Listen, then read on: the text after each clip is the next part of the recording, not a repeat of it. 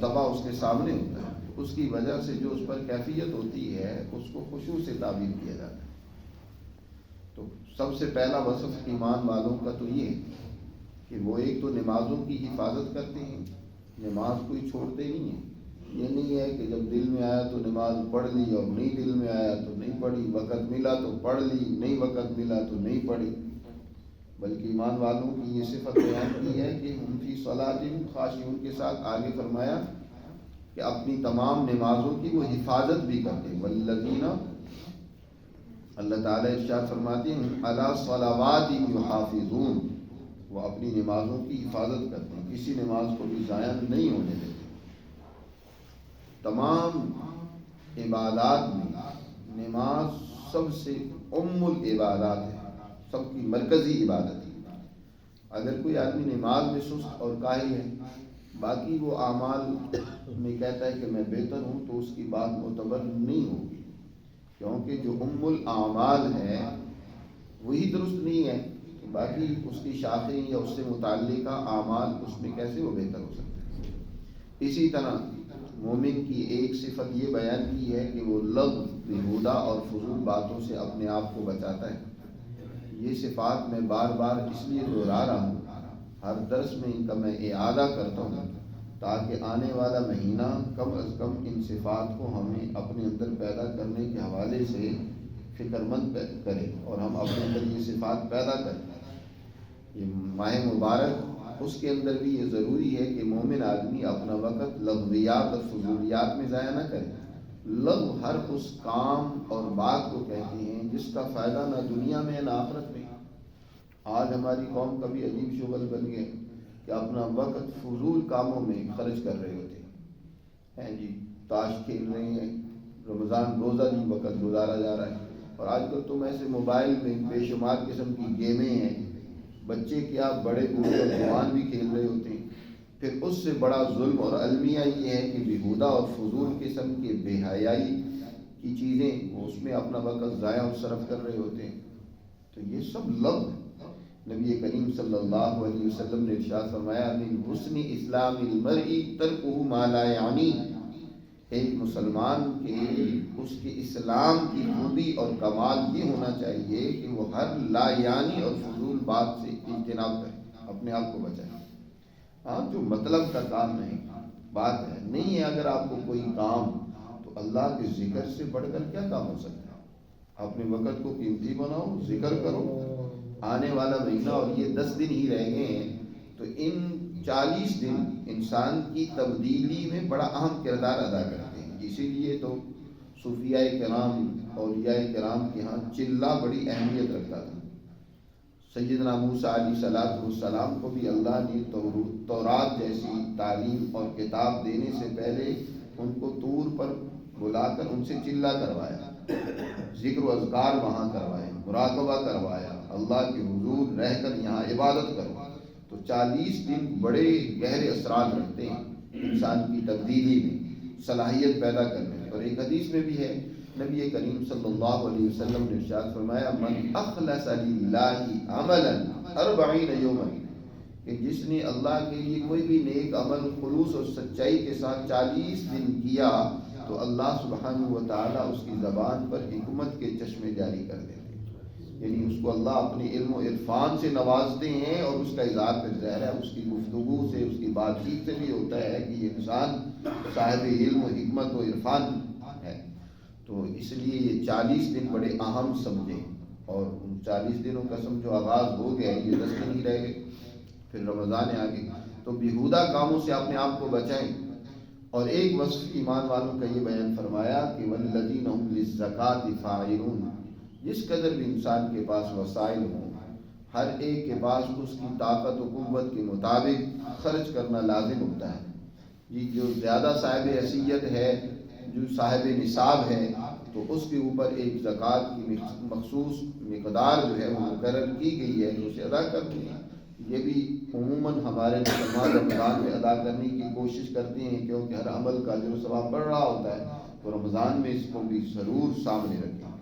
لیکن صرف زکوٰۃ ہی نہیں ہے کہ کسی پر زکوٰۃ فرض ہے تو وہ ادا کریں، ہر آدمی اپنے وسائل کو اپنے بھائیوں میں مل بانٹ کر کھانے کی کوشش کرے. مومن آدمی کی یہ پہچان ہوتی ہے. دوسروں کو جہاں تک ممکن ہو سکتا ہے فائدہ پہنچائیں. رمضان میں بھی دوسروں کی ضرورتوں کا خیال رکھیں. جہاں اپنے بچوں اور اپنوں کے لیے انسان کپڑوں کی خریداری کرتا ہے تو ایک آدھ سوٹ کسی غریب کے لیے بھی خرید لے. اسی طرح دیگر چیزوں میں بھی اس چیز کا خیال رکھیں. والذین هم لفروجہم حافظون، اور فرمایا کامیاب ایمان والوں کی ایک صفت یہ ہے کہ وہ اپنی شرمگاہوں کی حفاظت کرتے ہیں، اور اس کی ابتدا آنکھوں سے ہوتی ہے. اس لیے دین اسلام نے، قرآن نے مسلمان کو اپنی آنکھوں کی بھی حفاظت کا حکم دیا. قل للمؤمنین یغضوا من ابصارہم ویحفظوا فروجہم، ایمان والوں سے کہیں اے پیغمبر کہ اپنی نگاہیں پست رکھا کریں. جی یہ تو نہیں ہے بازار میں پس رکھیں اور رات بھر موبائل میں نگاہیں غلط کاموں میں دوڑاتے رہیں. یعنی اپنی نگاہوں کی بھی حفاظت کرنی چاہیے، شرمگاہوں کی بھی حفاظت کرنی چاہیے. ہاں سوائے اس کے انسان کے فطری اور طبعی جذبہ اور داعیہ ہوتا ہے. اللہ نے ہر انسان میں خواہش رکھی ہے تو اس کا جو جائز اور درست طریقہ کار ہے وہ بتا دیا کہ اپنی ازواج سے، اپنی بیویوں سے تم اپنی خواہش کو پورا کر سکتے ہو، اس میں کوئی تم پر ملامت نہیں ہے. فإنہم غیر ملومین. اسی طرح فرمایا والذین هم لأماناتہم، اپنی امانتوں اور ذمہ داریوں کو احسن طریقے سے نبھائیں. امانت کا تعلق مال سے بھی ہوتا ہے، ذمہ داری سے بھی ہوتا ہے. اگر مالی کوئی ذمہ داری تم پر کسی نے ڈال دی ہے، تمہارے حوالے مال کی ہے کہ میری حفاظت کرو اس مال کی، یا کوئی چیز بھی بطور امانت کی کسی کو دیتا ہے. حضور صلی اللہ علیہ وسلم نے ارشاد فرمایا المجالس بالامانہ، مجلس بھی امانت ہوتی ہے. کہ اگر کوئی مجلس میں ایسی گفتگو ہوئی ہے جس کا اس صاحب مجلس کی طرف سے اشارہ یا کنایا ایسا ہے کہ اس مجلس کی بات دوسروں تک نہیں جانی چاہیے، تو وہ تمہارے پاس امانت ہے. اس بات کو آگے دوسروں تک مت پھیلاؤ اور پہنچاؤ. تو امانت کا تعلق صرف روپے پیسے سے نہیں ہوتا، گفتگو اور بات چیت، ذمہ داری، ان سب چیزوں سے ہوتا ہے. تو جو کامیاب مومن ہیں وہ اپنی امانتوں کی ادائیگی میں پوری ذمہ داری کا ثبوت دیتے ہیں. اور اسی طرح آخر میں بیان کیا کہ والذین هم لأماناتہم وعہدہم راعون، کسی سے معاہدہ کیا اب اس معاہدے کی پاسداری کر. آج یہ بھی بہت بڑا المیہ ہے کہ ہمارے یہاں بات کی کوئی اہمیت ہی نہیں ہے. کسی سے بات کی ہے اس کی کوئی آدمی پاسداری کرتا ہی نہیں. معمولی باتوں پہ اچھا کیا ہوا جی، کسی سے لین دین کا معاہدہ کیا، کسی سے کوئی اور کام کاج کروانے کا معاہدہ کیا ہے، کوئی بھی معاہدہ ہے اس معاہدے کی پاسداری کرنا بہت ہی ضروری اور لازم ہے. تو قرآن مجید نے یہاں ان صفات کو بیان کرنے کے بعد آگے پھر انسان کو دلائل سے سمجھایا ہے کہ کامیابی انہی میں کیوں منحصر ہے. اللہ تعالیٰ نے یہاں دلائل بیان کی ہیں. یہ آخری رکوع ہے. اب اس رکوع کے اندر اللہ سبحانہ و تعالیٰ فرما رہے ہیں کہ جو بھی ایمان والے یا کوئی بھی قوم جو ان صفات سے خالی ہوگی وہ دنیا میں بھی اللہ کے عذاب کی مستحق ہوگی. وہ ظالم جو دوسروں کی عزت، مال اور دوسروں کی حقوق پر ڈاکہ ڈالتا ہے وہ انسان نہیں ہے، وہ در حقیقت درندہ اور حیوان ہے، ظالم. تو اے پیغمبر ایسے ظالم قوموں اور افراد پر اللہ کا عذاب لازمی آتا ہے. اور اللہ نے قرآن میں مثالیں بیان کی. نوح علیہ السلام سے لے کر عیسیٰ علیہ السلام تک مختلف اقوام کی قرآن نے یہاں مثالیں دی ہیں درمیان. تو حضور سے کہا جا رہا ہے اے پیغمبر آپ اللہ سے دعا کریں، یا اللہ جب تو ظالموں کو تباہ و برباد کرے، ان کو سزا دے تو مجھے ان میں شامل نہ کر. قل رب اما ترینی ما یوعدون، اے پیغمبر فرمائیے اے میرے پروردگار اما ترینی ما یوعدون، اگر تو مجھے دکھلائے یعنی میری موجودگی میں وہ عذاب آئے جس کا ان سے وعدہ کیا گیا ہے ظالموں سے، تو ربی فلا تجعلنی فی القوم الظالمین، اللہ ظالم قوم میں مجھے شامل نہ کرنا جن پر تیرا عذاب آئے گا. ربی فلا تجعلنی فی القوم الظالمین. اور اللہ تعالیٰ ارشاد فرما رہے ہیں کہ ہم صرف وعدہ ہی نہیں کر رہے ظالموں سے عذاب کا، بلکہ وَإِنَّا عَلَىٰ أَن نُّرِيَكَ مَا نَعِدُهُمْ لَقَادِرُونَ، ہم نے جو ان سے وعدہ کی ہے نا اس کے عذاب کی ان پر نازل کرنے، ان کو دکھلانے کی پوری قدرت بھی رکھتے ہیں. ہمارے پاس پوری طاقت و قوت ہے اور ہم ان پر عذاب نازل کریں گے. ابھی تو ہم ان کو موقع اور مہلت دے رہے ہیں کہ یہ سمجھ جائیں آپ نے کس طریقے سے ان لوگوں سے پیش آنا ہے۔ اس کا بھی قرآن نے یہاں ایک اصول اور ضابطہ اور ادب سکھلایا ہے کہ ایک سچے مومن کو جس کی حیثیت دنیا میں داعی کی کہ وہ دنیا کو دعوت دے رہا ہے، اور یاد رکھو دعوت سب سے زیادہ انسان کے عمل سے پھیلتی ہے، بات سے نہیں اتنی دعوت۔ آج کل ہمارا یہ بھی بڑا المیہ ہے کہ ہمارے مبلغین و داعین اور ہم خود علماء، ان کا بھی حال یہ ہو گیا ہے کہ زبانی تو جمع خرچ بہت ہوگی، عملی اعتبار سے زیرو ہوتے ہیں، حالانکہ دعوت کا اثر عمل اور کردار سے زیادہ ہوتا ہے بنسبت زبان کی۔ صحابہ کرام رضوان اللہ تعالی علیہم اجمعین زبانی دعوت اتنی نہیں دیا کرتے تھے، ان کا عمل جو تھا وہ دعوت کا ذریعہ بن رہا تھا۔ چائنا میں اور ان علاقوں میں، دوسرے ممالک میں صحابہ آئے دعوت کی غرض سے نہیں، تجارت کی غرض سے، لیکن ان کی تجارت کو دیکھ کر بہت سارے لوگ مسلمان ہو گئے۔ جی، تجارت کو دیکھ کر، عمل اور کردار کو دیکھ کر کہ کیسے یہ سچے لوگ ہیں، جھوٹ نہیں بولتے کاروبار میں، دھوکہ نہیں دیتے، مال کی جو اصل حقیقت ہوتی ہے اس کو بیان کرتے ہیں، تو یہ چیز دوسروں کو متاثر کرتی ہے۔ تو اس لیے نبی کریم صلی اللہ علیہ وسلم سے فرمایا جا رہا ہے ادفع باللتی ہی احسن السیئہ، ادفع باللتی ہی احسن السیئہ، کہ جو آپ سے برائی کرے آپ اس کا جواب اس کو اس طریقے سے دیں جو اچھا ہے۔ سیئہ، برائی کا بدلہ آپ برائی سے نہ دیں، کسی نے آپ ساتھ برا کیا تو آپ بھی برا، ایک دائی کے لیے اس کی اجازت نہیں ہے۔ ہاں، اللہ نے خود بدلہ لینے کی اجازت دی ہے، دوسری جگہ پر قرآن میں خود اللہ تعالیٰ نے ارشاد فرمایا جزاء السیئۃ بالسیئہ یا جزاء الحسنۃ بالحسنہ، کہ جو تمہارے ساتھ اچھائی کرتا ہے بدلے میں اچھائی کرو، جو تمہارے ساتھ جتنی برائی کرتا ہے اتنی تم اس کو سزا دے سکتے ہو، اتنا بدلہ بھی لے سکتے ہو۔ سورہ شورا میں آگے آ رہا ہے جس میں ایمان والوں کا یہ بھی بس وصف بیان کیا گیا ہے کہ وہ اپنی اس برائی کا بدلہ بھی لے گے۔ یہ مطلب نہیں ہے کہ برے کو صرف آپ نے اس سے ہی دور کرنا ہے کہ بھائی میں نے اس کو کوئی جواب نہیں دینا۔ بعض ایسے برے ہوتے ہیں کہ جب تک ان کو سزا نہ ملے انہیں سمجھ نہیں آتی، اور میں نے کل یہ بات کی تھی کہ خاص طور پر اپنی ذاتی امور کے حوالے سے تو حد الوسع حکم یہ ہے کہ تم برائی کا بدلہ اچھائی سے دو، لیکن دوسروں کے حقوق سے متعلق کوئی کام ہو یا عمل ہو تو پھر وہاں برائی کا بدلہ اچھائی سے نہیں ہوا، جتنی برائی کی ہے اتنی اس کو سزا بھی ملنی چاہیے، اس کا انتقام لینا چاہیے، تاکہ آئندہ کسی کو جرت پیدا نہ ہو کہ وہ خرابی کرے۔ جیسے نبی کریم صلی اللہ علیہ وسلم نے ایک حدیث میں فرمایا نا کہ جب مومن آدمی کے اونچے درجے کا مومن ہے وہ برائی کو جب دیکھتا ہے تو وہ اگر طاقت رکھتا ہے ہاتھ سے روکنے کی تو ہاتھ سے روکتا ہے، اگر ہاتھ سے روکنے کی طاقت نہیں ہے، زبان ہے، زبان چلا سکتا ہے، زبان سے اس برائی کو بیان کر سکتا ہے تو پھر زبان سے، اور اگر یہ بھی نہیں تو کم از کم دل میں عزم اور جذبہ ہو۔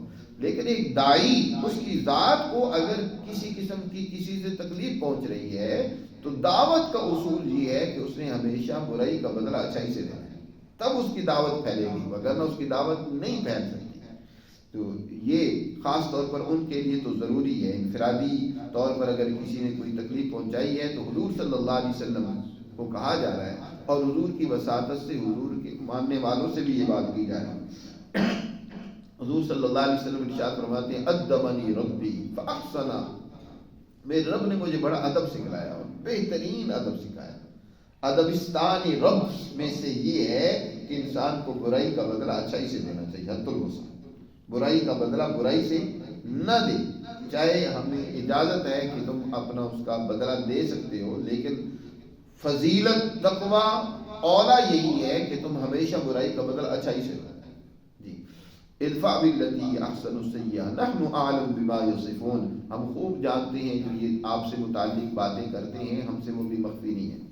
اور فرمایا وقل رب اعوذ بک من همزات الشیاطین، اور ایک مزید جو ایک مومن کے لیے وصف بیان کیا وہ یہ کہ اللہ سے دعا کرے اے میرے پروردگار میں تیری پناہ مانگتا ہوں شیطان کے وسوسوں سے، من همزات الشیاطین وَأَعُوذُ بِكَ رَبِّ أَن يَحْضُرُونَ، اور میرے پروردگار میں تجھ سے پناہ مانگتا ہوں اس سے کہ وہ میرے قریب ہے۔ شیطان انسان کا ازلی دشمن ہے، پہلے دن سے اس نے انسان سے دشمنی کی ٹھان لی تھی۔ آدم علیہ السلام کی جب اللہ نے تخلیق فرمائی، اس نے بڑی قسم کھا کر کہا فَبِعِزَّتِكَ لَأُغْوِيَنَّهُمْ أَجْمَعِينَ، تیری عزت کی قسم، تیرے جلال کی قسم، میں تیرے بندوں کو تیرے راستے سے ہٹا کر چھوڑوں گا۔ وہ اپنی قسم پر قائم ہے۔ اس نے اپنی ایک ذریت، اپنی ایک نسل، اپنی ایک کابینہ، ایک اپنی اس نے جماعت تیار کر رکھی اس کے لیے کہ وہ شیطان انسان سے دشمنی کرتا ہے، اس کو راہ حق سے ہٹانے کی کوشش ممکنہ طور پر کرتا ہی رہتا ہے، چھوڑتا نہیں۔ اور اس کی شیطنت دیکھنی ہو، کتنے بڑے بڑے تقدس اور بزرگی کی ایسی مثالیں ہیں کہ ان کو سرے بازار شیطان نے رسوا کر دیا، ان سے ایسے جرم کروائے، گناہ کروایا، وہ سب سے پہلی اس کی کوشش یہ ہوتی ہے کہ ایمان تک کو چھین لے۔ اگر کوئی اس سے بچ جائے تو کسی ایسی بدعملی میں مبتلا کر دیتا ہے کہ دنیا میں بھی انسان ذلیل و رسوا ہو جاتا ہے اور اللہ کی نظر میں بھی ذلیل و رسوا ہو جاتا ہے۔ کتنے بڑے بڑے اونچے نام ہیں، بڑی بڑی بزرگی ہے، بڑے بڑا تقوی انہوں نے اختیار کیا، لیکن ذرا سی غفلت نے، شیطان نے ان کو کہاں سے کہاں پہنچا دیا۔ اس لیے اللہ سبحانہ و تعالیٰ یہ تعلیم فرما رہے ہیں کہ شیطان کے وسوسوں سے بچنا ہے تو کوئی تمہارا ذاتی کمال نہیں بچا سکے گا، وہ رب کی پناہ ہی بچا سکے گا۔ اس لیے اللہ سے دعا کرو، رب اعوذ بک، اے میرے پروردگار میں آپ سے پناہ مانگتا ہوں، من ہمزات الشیاطین، شیطانوں کے وسوسوں سے، کہ وہ مجھے بچائے۔ رمضان المبارک میں اللہ کی یہ خاص عنایت بھی ہوتی ہے کہ وہ شیطانوں کو، بڑے شیطانوں کو خاص طور پر جکڑ دیا جاتا ہے۔ وَغُلِّقَتِ الشَّيَاطِينُ مَرَدَةُ الشَّيَاطِينِ، جو سرکش بڑے قسم کے شیطان ہوتے ہیں ان کو جکڑ دیا جاتا ہے۔ شتونگڑے متونگڑے کچھ خرابیاں پیدا کرنے کی کوشش کرتے ہیں، لیکن جو بڑے شیطان ہوتے ہیں ان کو ضرورت نہیں ہوتی۔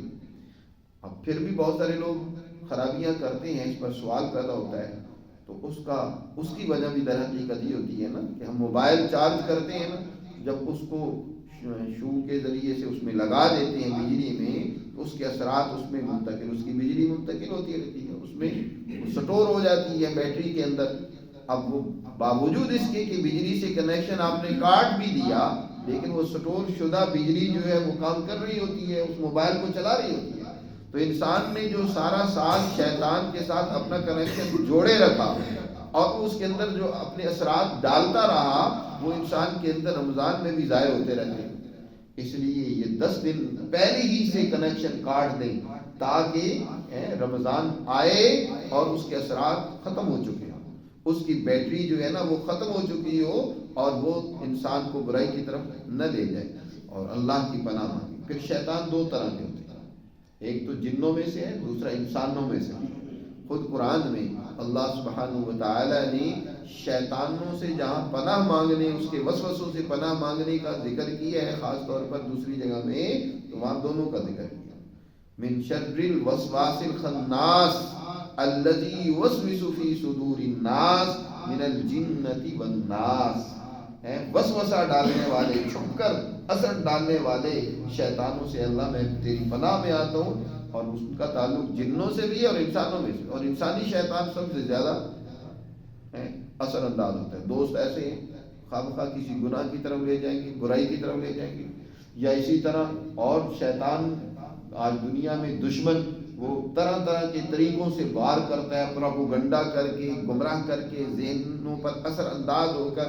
آج کل سوشل میڈیا کا دور ہے، تو وہ انسان ہی شیطان کا کردار ادا کر رہے ہوتے ہیں جو لوگوں کو اور انسانوں کو گمراہ کر رہے ہوتے ہیں۔ تو ان کی مکاریوں کو سمجھنا، ان کی شیطنت کو جاننا، یہ بھی ایک ایمان والے کی ذمہ داری ہوتی ہے۔ وہ اللہ سے پناہ ہی نہ مانگے، صرف دعا ہی میں نہ رہے، اس کے لیے جو اس کو درکار وسائل ہوتی ہیں ان کو بروئے کار لانے کی بھی کوشش کرے دعا کے ساتھ۔ دعا کے بارے میں کل جیسے بتایا تھا کہ دعا جو انسان کرنا چاہتا ہے اس کے عزم کی اظہار کا نام ہے۔ یا اللہ میں یہ کرنا چاہتا ہوں، اس راستے میں رکاوٹیں آ سکتی ہیں، میرے مالک تو میری مدد فرما کہ وہ رکاوٹیں دور ہو جائیں اور یہ کام میرا پائے تکمیل تک پہنچ جائے۔ اور ایک انسان جو ہے وہ شیطان سے بچنا ہی نہیں چاہتا، صرف دعائیں کیے جا رہا ہے، تو اس کی دعا کامل نہیں، ادھوری ہے۔ کامل دعا یہ ہے کہ وہ اس سے بچنے کے بھی تمام وسائل کو بروئے کار لائے۔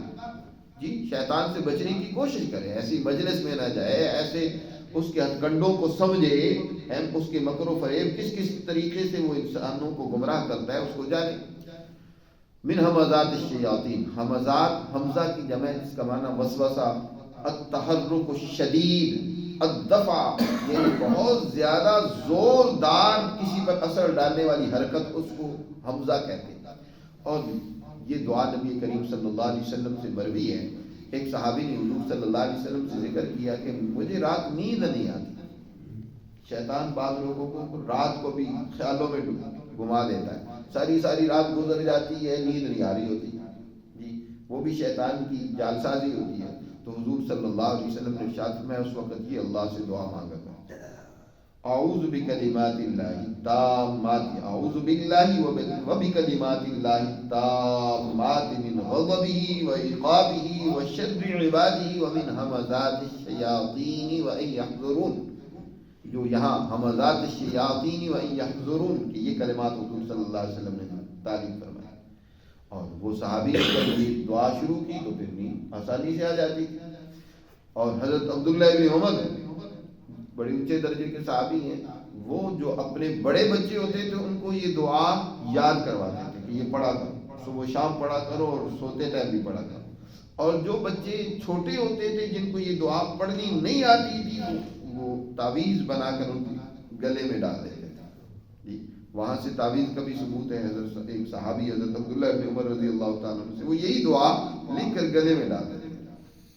میرے پاس بھی جب کوئی خواتین آتی ہیں تعویذ وغیرہ کے لیے تو میں یہی دعا لکھ کر دیتا ہوں، اور کوئی تعویذ وغیرہ نہیں کرتا، کیونکہ حدیث سے یہی ثابت ہے، قرآن میں اسی کا ذکر ہے کہ اللہ سے یوں دعا مانگو، رب اعوذ بک من ہمزات الشیاطین، اے میرے پروردگار میں تجھ سے پناہ مانگتا ہوں شیطان کے وسوسوں سے، واعوذ بک رب ان یحضرون، اور میں تیری پناہ مانگتا ہوں اے میرے پروردگار ان یحضرون، اس سے کہ وہ میرے قریب آئیں، مجھ پر اثر ڈالیں۔ مزید آگے تفصیلات انشاءاللہ درس میں بیان کریں گے، اللہ ہمیں سمجھ نصیب